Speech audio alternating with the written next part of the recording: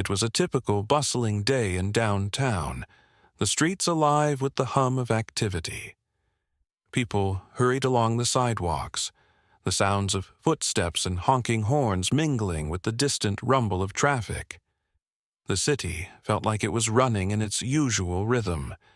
In the midst of it all, Malcolm Reed, an older black man, walked calmly down the sidewalk, his face reflecting the peaceful demeanor that he carried with him daily. He was simply minding his business, heading to a nearby coffee shop when the atmosphere shifted abruptly. The piercing sound of sirens cut through the normalcy. It was sharp, alarming, shifting the air around him. Malcolm slowed his pace and glanced around, noticing a group of officers approaching rapidly. At the front of the group was Sergeant Daniels, his posture rigid and eyes scanning the area, clearly looking for someone to confront. Without warning, Daniels and his team converged on Malcolm, blocking his path. "Hey!" Daniels barked, his voice gruff. "We need to talk to you." Malcolm raised an eyebrow, his calm expression unfazed. "About what? Why am I being stopped?" The officers were undeterred. "You've been acting suspiciously near that high-end store," Daniels snapped, his hand gripping Malcolm's arm more forcefully than necessary. The accusation didn't make sense to Malcolm, but he remained composed, not wanting to escalate the situation. "What exactly are you accusing me of?" Malcolm asked, his voice even. Sergeant Daniels's face twisted into a scowl. "You're up to something, and I don't like it." Malcolm, refusing to be intimidated, took a step back, trying to maintain his dignity. "I'm just walking down the street. I don't have to explain myself," but Daniels had other ideas. His demeanor shifted from merely commanding to outright aggressive. With a swift shove, he pushed Malcolm harshly against the police car, the force knocking the breath out of him. The sound of phones clicking filled the air as bystanders began recording the scene. "You don't belong here, people like you," Daniels sneered, his tone dripping with contempt as he looked Malcolm over. "I've had enough of this." Malcolm's eyes widened, his heart pounding, but his voice remained steady. "I haven't done anything wrong." Ignoring his protests, Daniels grabbed him forcefully, pushing his hands behind his back and cuffing him. Malcolm winced, but refused to show fear or weakness. The crowd around them started to stir, voices rising in anger.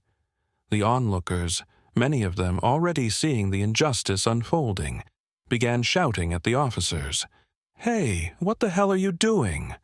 One bystander shouted, filming the scene. "You're harassing him for no reason. This is messed up, man," another person yelled. "You're just going to lock him up because he's black? This is racism."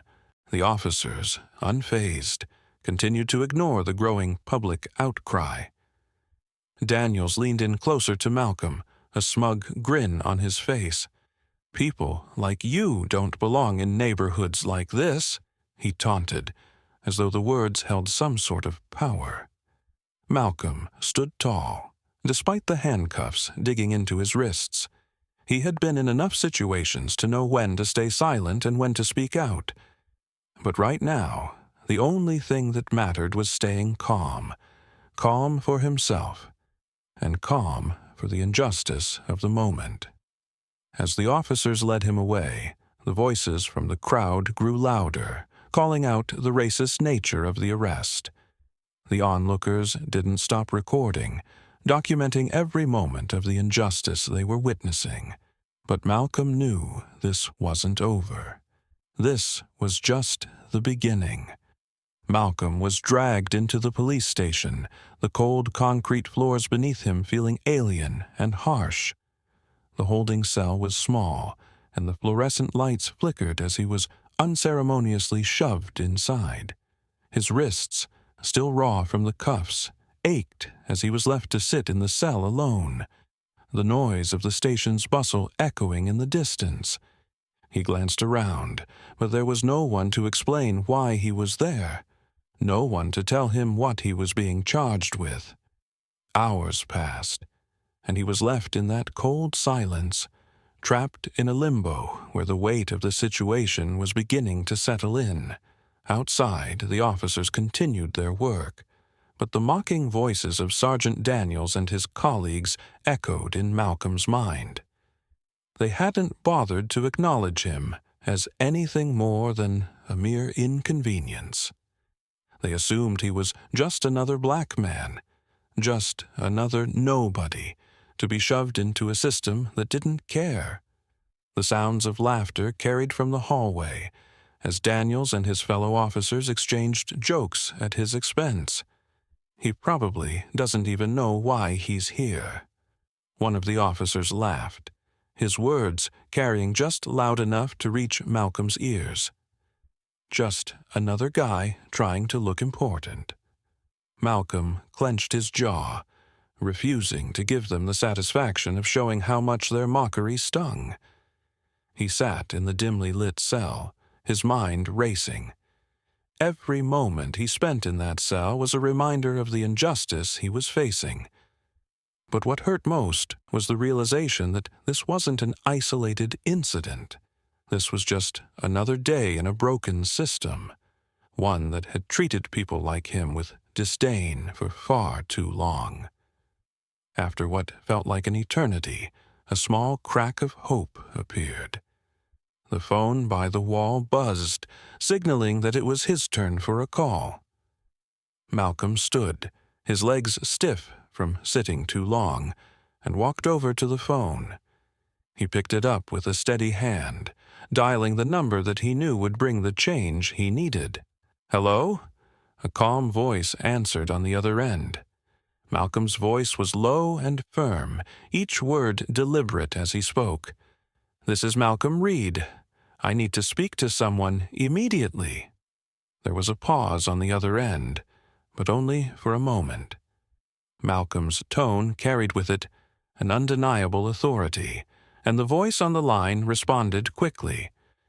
"Mr. Reed, we've been waiting for your call. Hold tight. We're sending someone your way."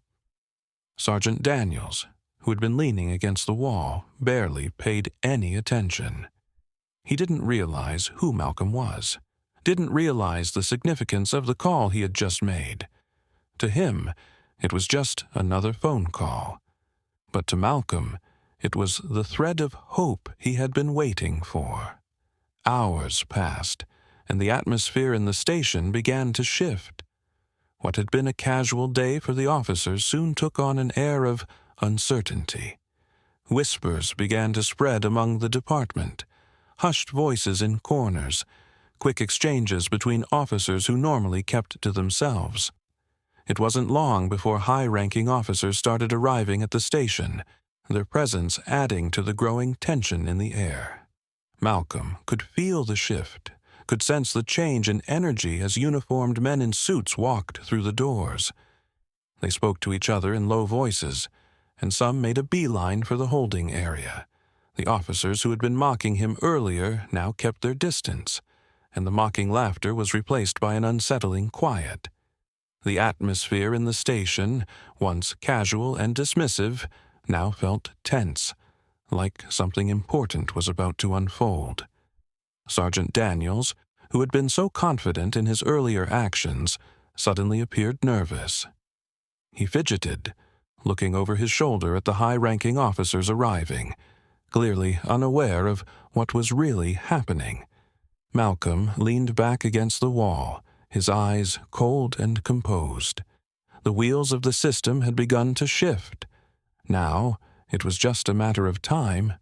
The tense atmosphere in the station reached a boiling point when the door to the holding area swung open with a sharp creak. The sound of footsteps echoed in the hall, and all eyes turned to see the police commissioner step through the door, flanked by a group of stern federal agents. The energy in the room shifted immediately. Officers who had been lounging and joking now stood to attention, their faces a mix of confusion and concern. The commissioner's presence was enough to send a chill down the spine of everyone in the room. "Where is he?" The commissioner's voice rang out, commanding immediate attention. Malcolm, sitting in the holding cell, didn't need to move to know that the atmosphere had shifted. The low murmurs and the sound of the officer straightening up were clear indications that something was happening.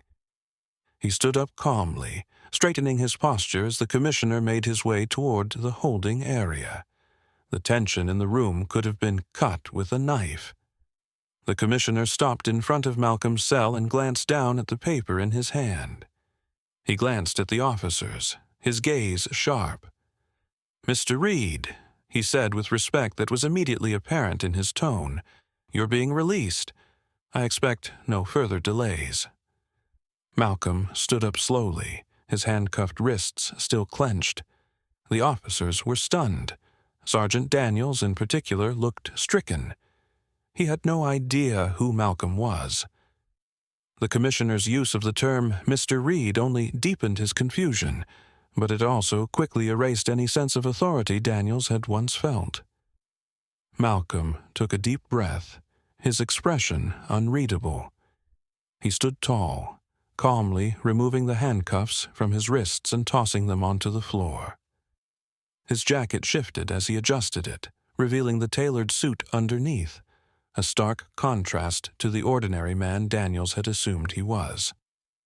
Malcolm stepped forward, the room going silent as everyone, especially Sergeant Daniels, finally took a long, hard look at him. As he walked past the officers, there was a subtle but unmistakable change in the way they regarded him. The air of familiarity with power, the quiet authority of someone who commanded respect, was undeniable. "Wait a minute," Daniels stammered, suddenly realizing what was unfolding. His mind raced, trying to piece together the puzzle he had completely misjudged. He looked from the commissioner to Malcolm, his voice faltering. You're... Malcolm's sharp look silenced him before he could finish. The room felt smaller, the silence louder, as Daniels stood frozen, his mouth hanging open. The realization hit Daniels like a ton of bricks. His career was on the line.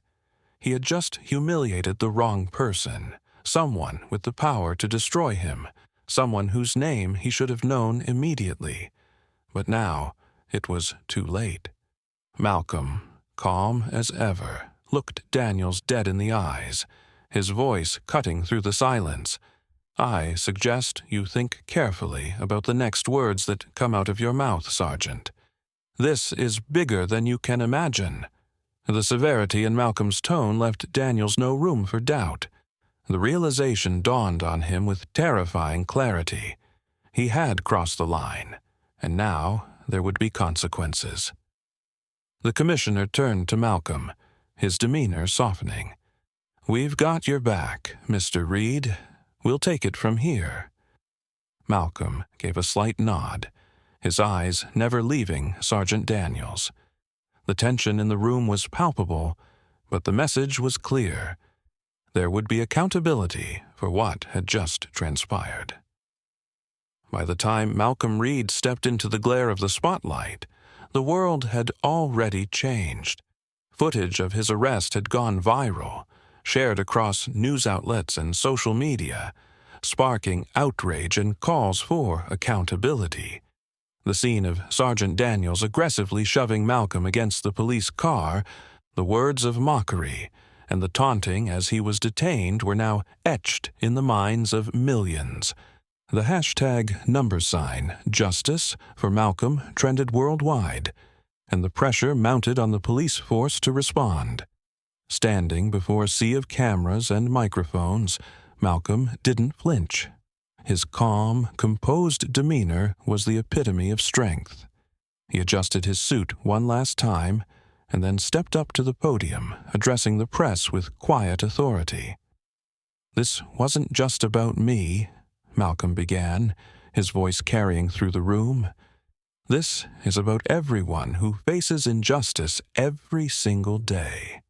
The people who are stopped, harassed, and treated like criminals simply because of the color of their skin. The people who are ignored, belittled, and silenced by a system that was supposed to protect them.